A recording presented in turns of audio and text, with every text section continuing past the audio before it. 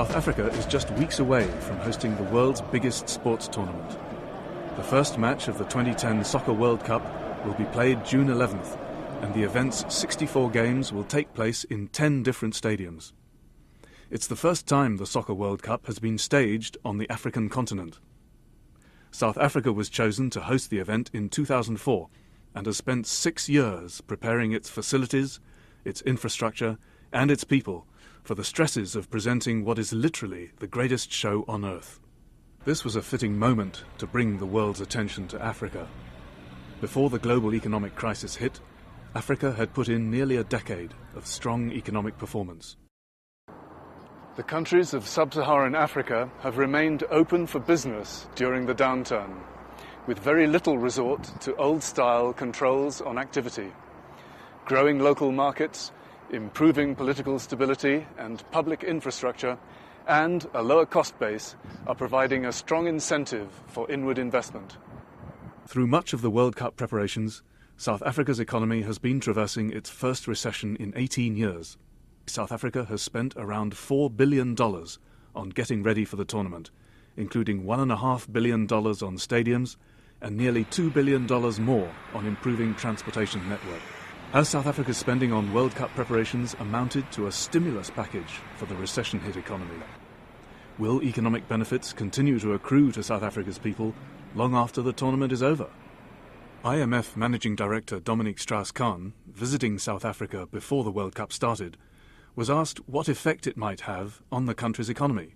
It will really be helpful in terms of roads or things like that. The experience of a past event of this size has rather been positive, even if not always. But has been positive.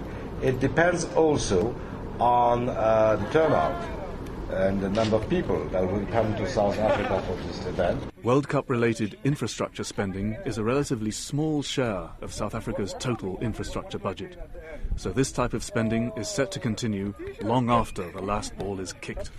Despite a sizable public infrastructure investment program, South Africa's infrastructure needs remain large, and creating the conditions for private sector participation in infrastructure investment and service provision could help relieve fiscal pressures and improve efficiency. 2 major infrastructure projects are reaching completion just as the World Cup starts.